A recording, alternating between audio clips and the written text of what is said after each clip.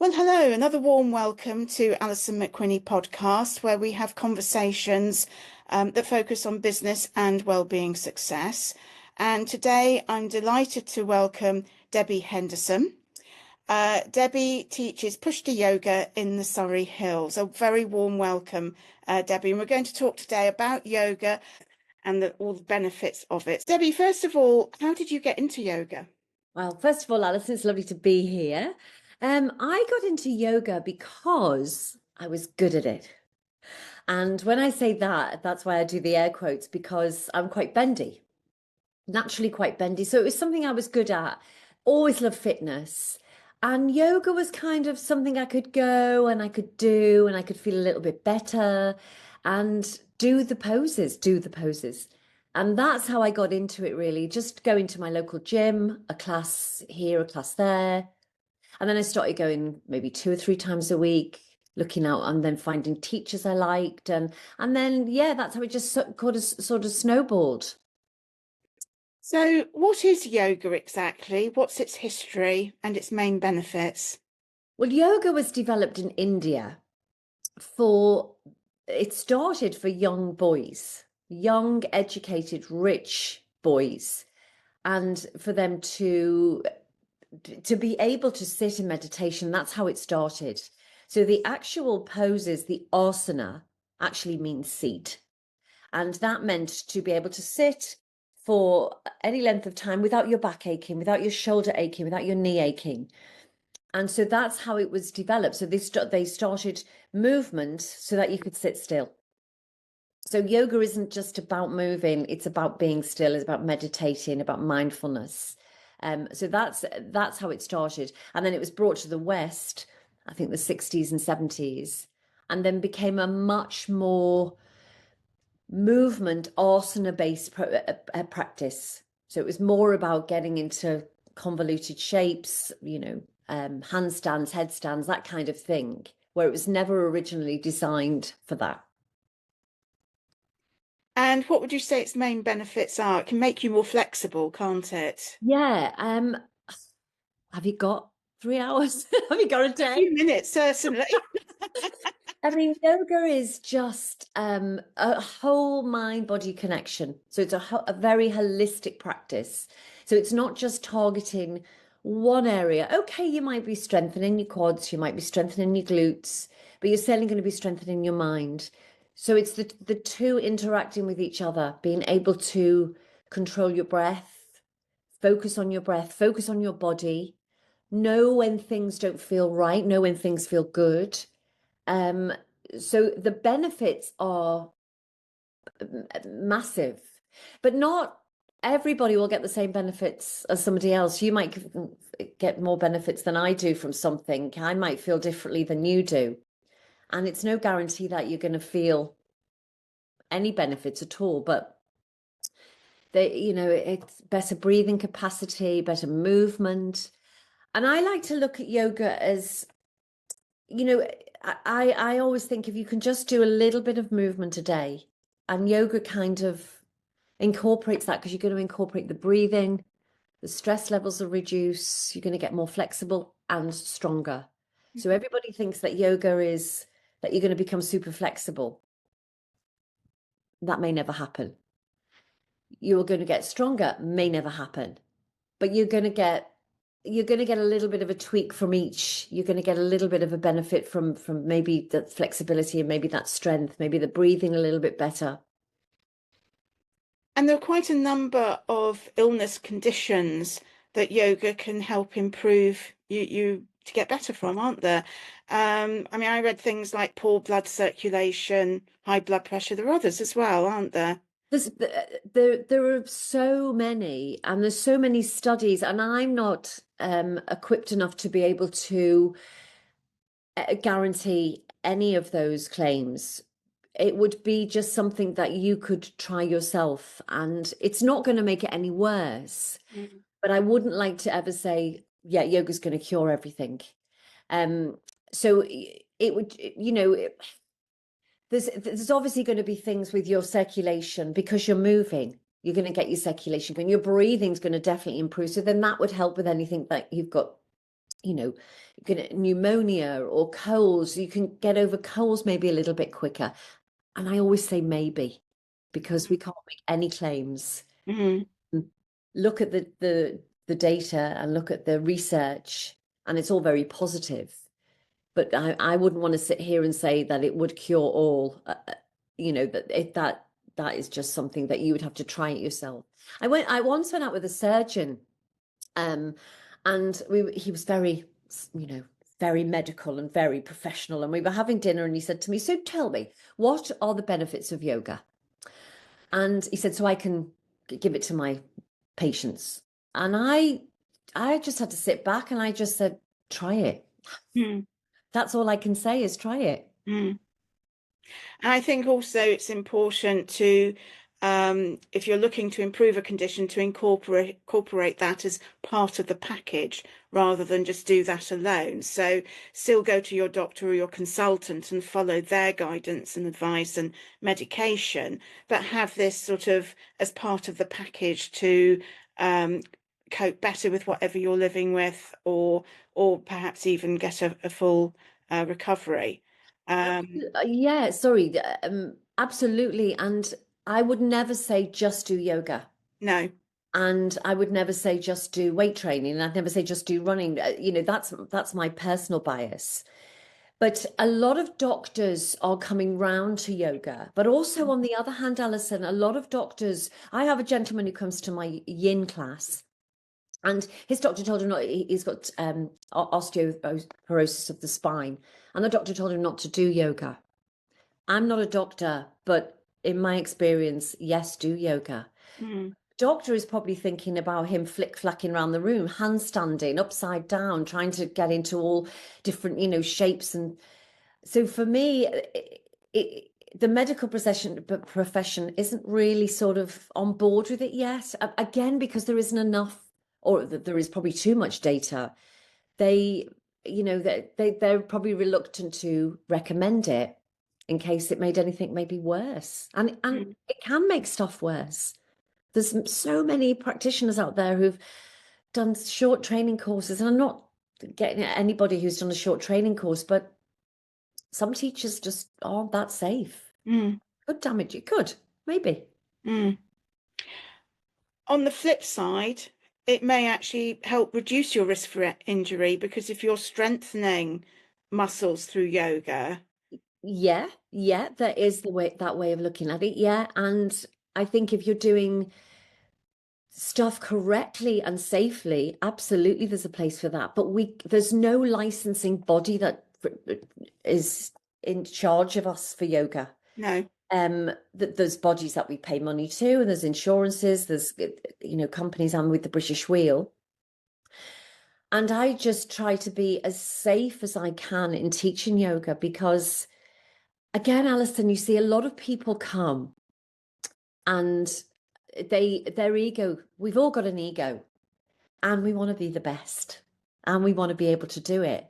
So if somebody's doing handstands in a class and you've never done one before, you might want to flip up and try it, because, well, I can do that. Oh, that looks great. Throw yourself up into your neck, into your shoulders. Of course, that probably doesn't happen very often, but it can happen. Mm. I think yoga could really help your mind-body connection. Oh, It 100%. through the meditations and all that sort of thing, and that can help with any conditions as well if you get your mind in the right place. Yes, and that positivity that comes with being able to breathe correctly, being Yeah. able to be aware of your breath, and just be aware of your body in every moment.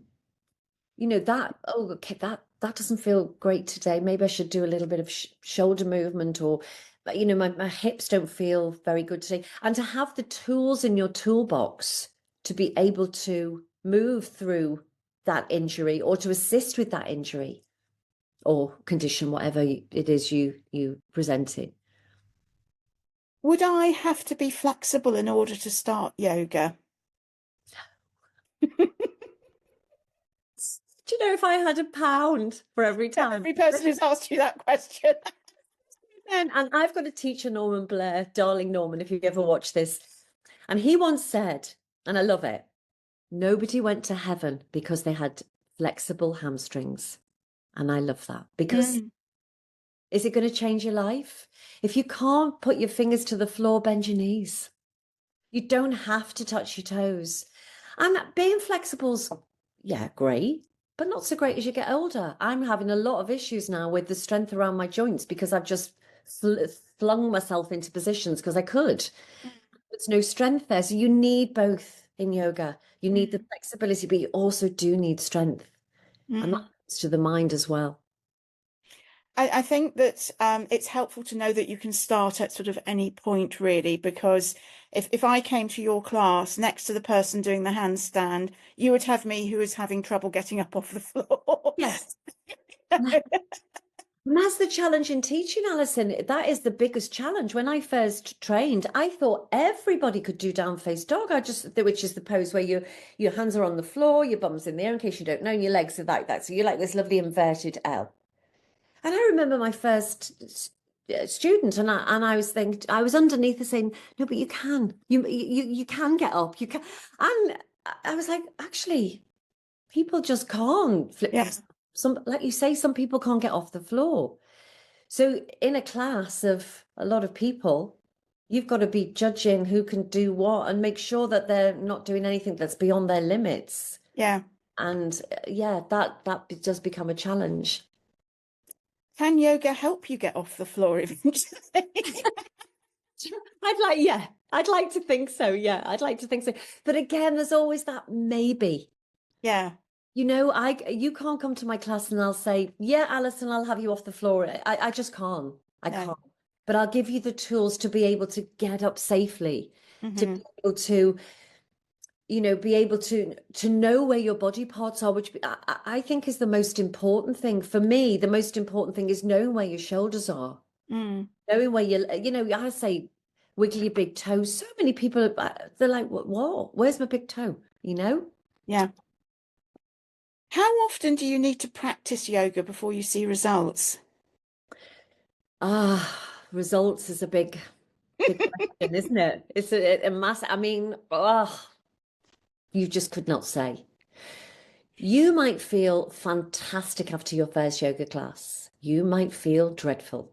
You might not have been able to be still. You might not have been able to get into any shapes. You might have not known what the teacher was talking about.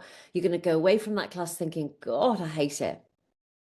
So it would just depend on you. It would depend on your condition. And I always recommend to people to go and see a physio, a chiropractor, your doctor. If you've got any issues, they will give you a set of movements to do. Bring them with you to your yoga class, and we can adapt around that. And I could say, right, well, let's do that. We're going to do something like that in this modified form. You're going to come onto your knees, maybe use bricks, maybe use belts, bolsters, whatever it can be that can aid you to get into that shape. Because there's always props that can prop you into a position. And what should somebody wear or bring to a yoga class? Breathable clothes, loose fitting trousers, t-shirt. If you get very hot, I'd maybe a short sleeve t-shirt, bare feet, not socks. I mean, so many men come and they won't take their socks off. It's funny. And, I'm asking them to stand on this rubber mat with all these people they don't know, making shapes they've never heard of in their bare feet. And, so yeah, bare feet preferably, but just come with an open mind, a little bottle of water, and yeah, that's all you need to bring with you, and a mat. Is yoga a good workout for weight loss or toning? In India, they say this lovely expression, neti neti. And it means yes and no. And for any Sanskrit people who might watch this, that might be my very basic translation, but it means it is and it isn't.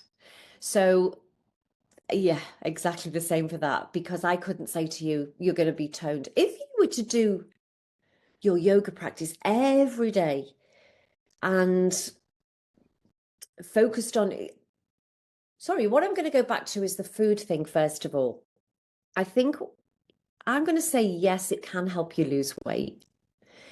but only in that you become more aware of what you're eating. And for that reason only.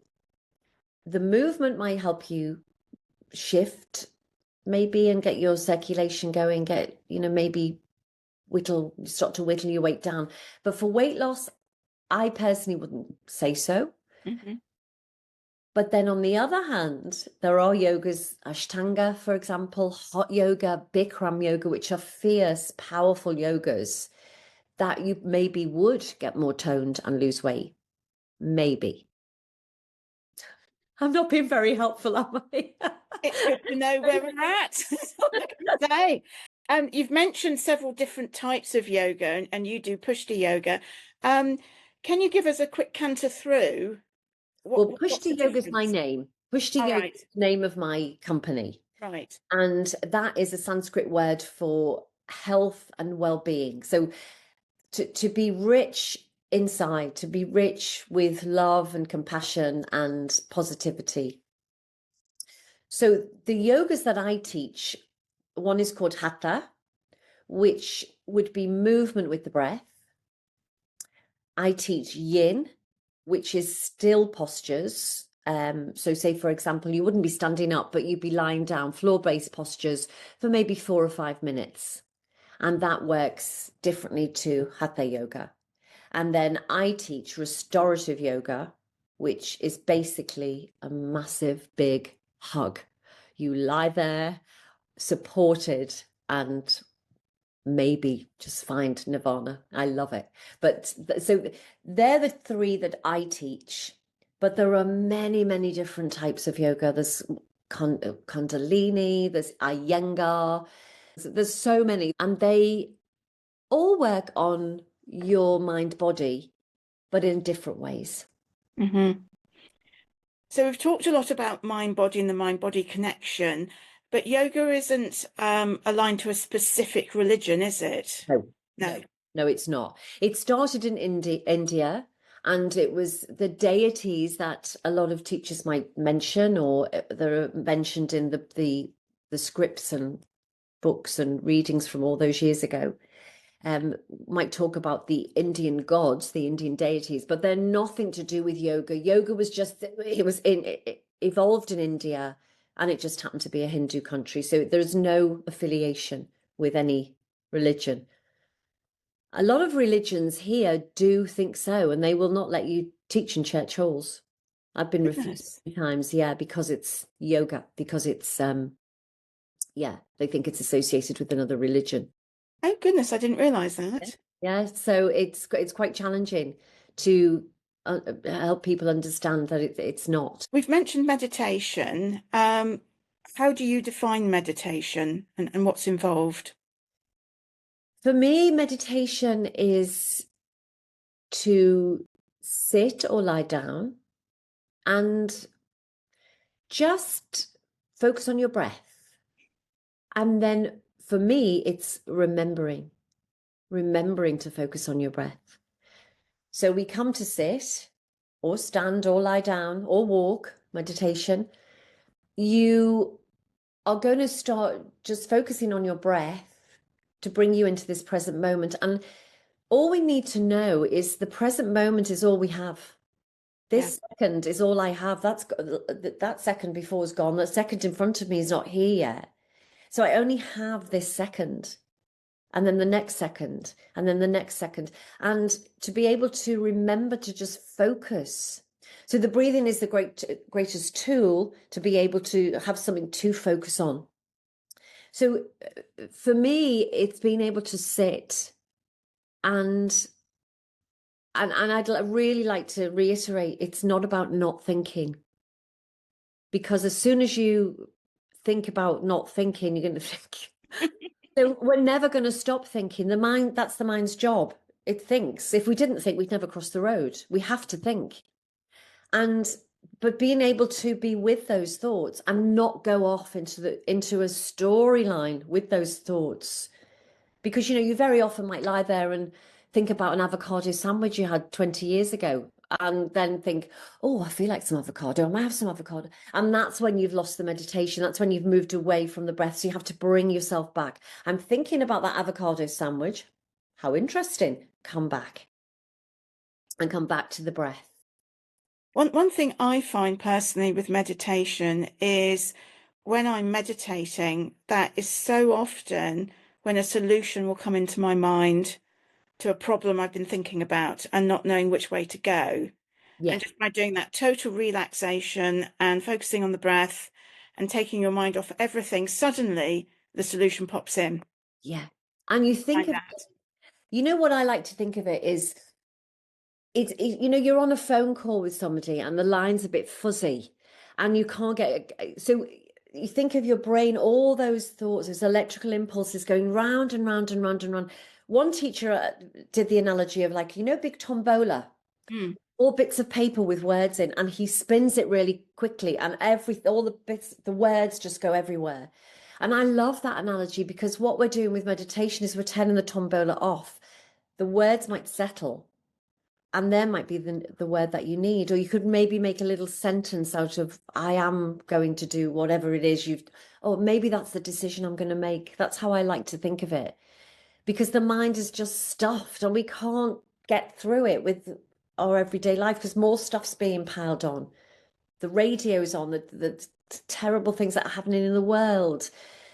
So everything's just getting piled in and all getting slooshed around. So it's about finding a little bit of clarity and space. And I think meditation is one of the hardest things, the easiest thing. And the hardest. And the hardest thing, netty. I knew you were going to say that. I was just waiting for that. Well, my teacher, darling Simon Lowe, if he ever watches this, he always used to say netty, and I used to be like, well, that's not an answer. So that would be help. There you go. That is my final answer. That's my final answer. That's all you're getting. With yoga, is there a proper way to breathe in yoga?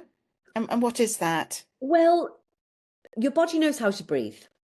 So come to a class and a lot of people will be thinking, oh, I don't know how to breathe. Oh my God. So to breathe effectively is through the nose. That's what it's made for. We've got the little fillers inside and it's going to filter out the impurities as you breathe in and out. And of course you can breathe through your mouth. Most people do. But as you breathe in, your diaphragm is going to come push down and the pressure is going to fill up the lungs with air. So if you can think about belly breathing. So a lot of people breathe in and pull the tummy in and breathe out and blow the belly out, which is the wrong way around. So you want to blow the belly out. Think of a balloon. Inhale. And then as you exhale, we'll get letting the air out of the balloon. And that is the most effective way to breathe. So you're getting full diaphragm breathing into the lungs, up to the upper lobes, and then exhaling. And with yoga, do you have to chant? No. You might want to chant. Go to some practices and they teach you chants. I guarantee you, well, netty. I think that you'd probably want to chant because chanting is lovely. And it's an almost magical way. You hear a chant, don't know what they're saying, and it's repeated and repeated, and you can close your eyes and you'll be able to remember it. And that is quite magical. And, you know, I'm not a chanting teacher. My best friend is a chanting teacher. She would be much better equipped. And I highly recommend you get her on because I think you'd really enjoy speaking to her. I think she'd be able to better explain chanting. But because as well, what they found out is there's a breath in yoga called Brahmari breath, which is humming breath. So you breathe in and you keep your lips pursed and you make the sound of a bumblebee, like It's going to tone and stimulate and calm down your vagus nerve, which chanting does, and singing. So to chant is going to stimulate this vagus nerve, which helps you rest and digest, with your conduit into rest and digest, calm, peaceful. So chanting is excellent for that. Do you know, one thing I personally find really helpful when I want to meditate, or if I'm ill and I want to get better, is to listen to Gregorian chants. Yes. Just find them so beautiful. Yeah. And they really help me relax, really relax. Yeah. Yeah. And you know, very purist teachers would say, don't listen to music, don't. I'm all for, you know, if it helps you, you do what you got to do. What if somebody feels pain during a pose? Stop. Stop straight away. Yeah. And I always say that at the beginning of my classes. Any pain, you stop. Don't fight through it. Don't grit your teeth. That no pain, no gain is gone. You know, pain is an indication that something is not right. It's your body telling you to listen, pay attention. And your body will give you indications something's not right, but we don't listen. Very often we just don't listen, don't hear it. And it'll tell you, and it'll tell you, and it'll tell you, and then it'll give you pain. And it'll be like, listen, you're going to listen now. Is there a particularly good time of day to practice yoga? I think if you could get up first thing in the morning would be lovely. And there's a flow called sun salutation. You might have heard of that, where you salute to the sun. Ideally, that would be lovely to get up out of bed and do your sun salutation, just 5, 10, 15 minutes of movement. I personally, for me, it would be first thing in the morning. And presumably not straight after a meal. No, because if you're folding forward and twisting, and yeah, you'd probably feel a little bit icky. I would eat something if you can. But if you're going to get straight out of bed and practice, it could just be just a gentle practice. You don't have to throw yourself around. You know, just get the body moving, get the circulation going. You could do yoga in bed, Alison. You can wake up and do yoga poses. Oh my goodness, I never knew that was an option. Absolutely, absolutely. You have to get out of bed. You don't even have to get out of bed. You could go for your bio break, get back into bed. You can do legs rocking from side to side. You could do a little bit of undulation of your spine, your shoulders. And you could do some facial exercises, moving your jaw, moving your neck, wiggling your toes, wiggling your ankles. Yeah. Well, I've certainly learned something new there. I'm going to do you a lesson plan for bed before you go out. And you'll be ready for your day. Do you think as we get older, we get all creaky and crotchety and we wake up and then we just jump out of bed and, you know, your body's like, whoa, I'm gone. Yeah. And the final relaxation pose in yoga, is it Savasana? Have I got that right? Shavasana. Either Shavasana or Shavasana. Yeah. So what's the purpose of that then? What does that do at the end of a yoga session? Well, Shava is the corpse pose. Right.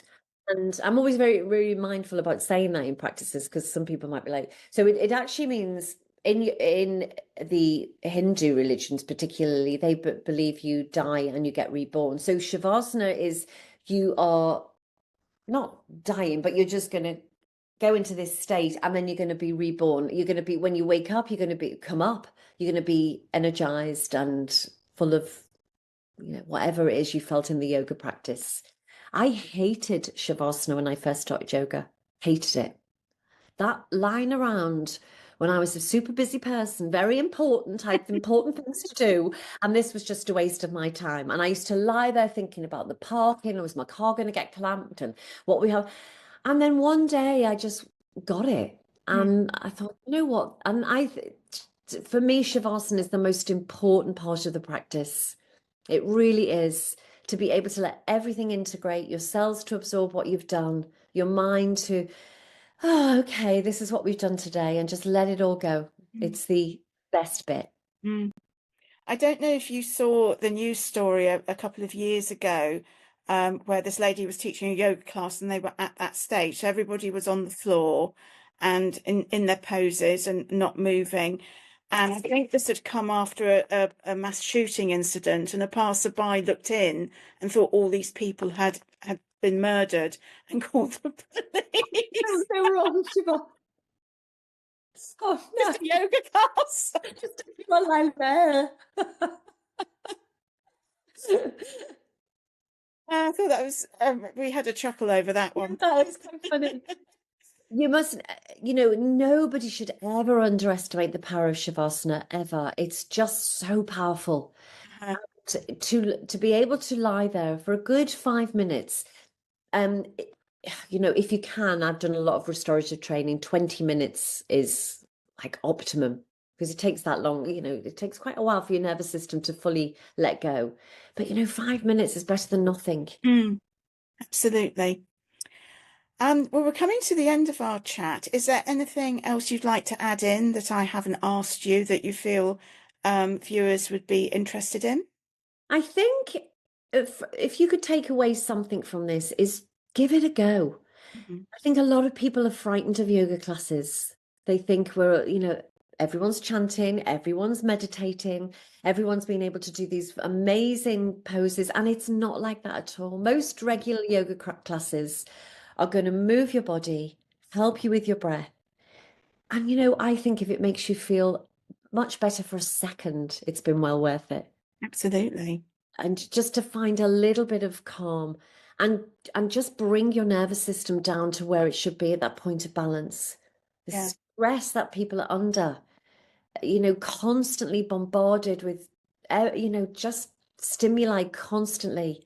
Go to a yoga practice, turn off your phone, forget about your life, and just spend that hour for you. Yeah, And it's so absolutely. important. And where can people find out more about your work and attend your classes and get involved with what you do? Okay, my website is Pushti Yoga, which will be in the show notes. So Pushti, Pushti yoga.com. And I'm in the Surrey Hills. So I used to teach it over in London, but I've moved over to the beautiful Surrey Hills now. So It is that's beautiful where I am. around there, It isn't is it? gorgeous. Absolutely stunning. It's gorgeous. It's been absolutely lovely chatting with you this Thank morning. you. Debbie, thank you so much for coming onto the podcast and Oh, agreeing thank to do you for this. having me. Thank you. And really wonderful chat that we've learnt so much about yoga. Thank you. I hope so. I hope so. Thank you, Alison.